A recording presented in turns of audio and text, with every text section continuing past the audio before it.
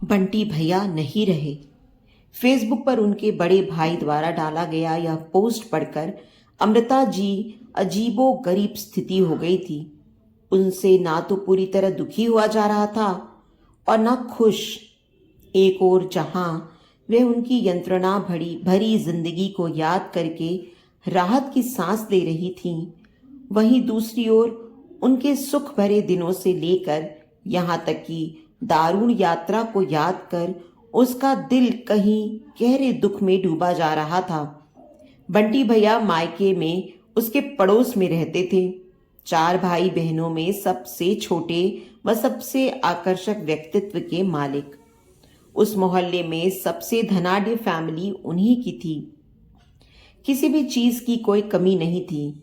सबसे छोटे होने के कारण माता पिता के वह अत्यंत दुलारे थे।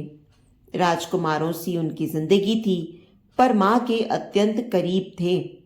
सब कुछ व्यवस्थित व सही ढंग से चल रहा था कि एक दिन अचानक मौसी यानी उनकी मां की तबीयत बिगड़ी और वह चल बसी। वैसे तो पूरे परिवार के लिए यह घटना शॉकिंग थी, लेकिन बंटी भैया शायद दिल के इतने मजबूत नहीं थे। मां के सदमे ने उनके दिमाग को असंतुलित कर दिया। कहा जाता है कि पिता नहीं रहे तो मां अपने बच्चों को माता पिता दोनों का प्यार देकर उन्हें संभाल लेती है, पर शायद पिता ऐसा नहीं कर पाता। और इसका जीता जागता उदाहरण बंटी भैया दिखे। सभी बड़े भाई बहन अपनी ऊंची शिक्षा व ऊंची ऊंची डिग्रियां लेने में मशगूल हो गए और पिता भी उनकी मनस्थिति से लापरवाह अपने कार्यों में। धीरे धीरे उनकी अनर्गल बातें और अजीबो गरीब हरकतें देखकर पहले तो लोग दबी जुबान से, फिर सरेआम पागल कहने लगे। और फिर यह तो सारी दुनिया जानती है कि किसी को पागल कहने पर क्या स्थिति होती है। उनका पागलपन और बढ़ता गया। ऊंचे ऊंचे पदों पर आसीन होने के बावजूद भाइयों ने ना तो उनकी चिकित्सा की जिम्मेदारी ली और ना ही दिलचस्पी।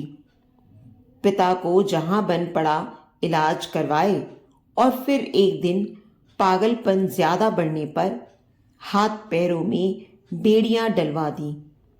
हाय, बंटी भैया की यह दशा देखकर कलेजा मुंह को आ जाता था।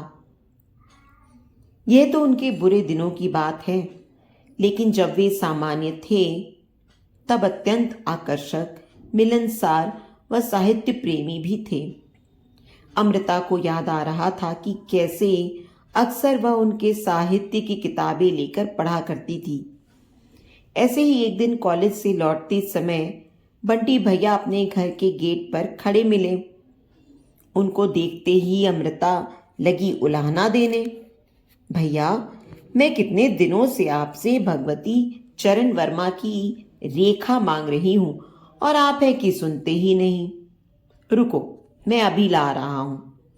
कहते हुए बंटी भैया दूसरी मंजिल पर बने अपने कमरे में जाने लगे। दोपहर का समय था।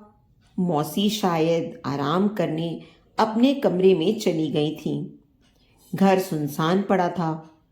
चूंकि अमृता का इस घर में हमेशा का आना जाना था, इसलिए वह बिना किसी झिझक के बंटी भैया के पीछे पीछे ऊपरी मंजिल पर उनके कमरे में पहुंच गई। बंटी भैया किताब हाथ में देकर भेद भरी नजरों से उसे देखते हुए बोले, यहां आने में तुम्हें डर नहीं लगा? अमृता हकबकाई। डर? डर कैसा? आप बंटी भैया ही तो हैं, कोई भूत तो नहीं। अमृता बेखौफ होकर बोली, डरना जरूरी है। इंसानों को भी भूत बनते देर नहीं लगती। जमाना बहुत खराब है। इस तरह किसी के भी पीछे अकेले व एकांत में मत जाना। कहते हुए वह कमरे से बाहर चले गए। वो दिन और आज का दिन, चाहे कोई दोस्त हो, रिश्तेदार हो, पड़ोसी हो या कोई भी, अमृता कभी भी किसी पुरुष के साथ अकेले रहने से बचती आई है।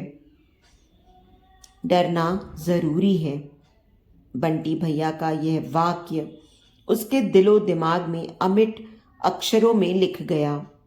कोई घटना घटे या नहीं घटे, इस वाक्य की चेतावनी फलस्वरूप अमृता किसी घटना की पृष्ठभूमि को तैयार होने ही नहीं देती, और शायद अभी तक यह वाक्य उसके लिए सुरक्षा कवच बना हुआ है। आज बंटी भैया के जाने पर सभी उनके पागलपन की कहानियां ही बयां कर रहे हैं। वो ऐसी हरकतें करते थे, ऐसी बातें करते थे, ऐसे हंसते थे, लेकिन अमृता को उनकी वो अच्छाई ही याद आ रही थी।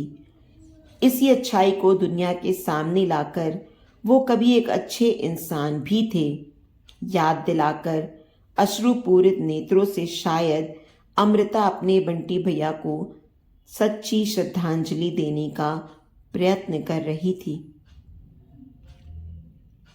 तो दोस्तों, उम्मीद करती हूँ आपको हमारी कहानी पसंद आई होगी।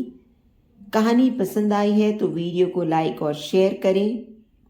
चैनल पर नए हैं तो चैनल को सब्सक्राइब करें, और हाँ, नोटिफिकेशन बेल को ज़रूर दबाएं ताकि अगली कहानी का अपडेट सबसे पहले आपको मिले। आपके प्यार और समर्थन का हमेशा इंतज़ार रहेगा।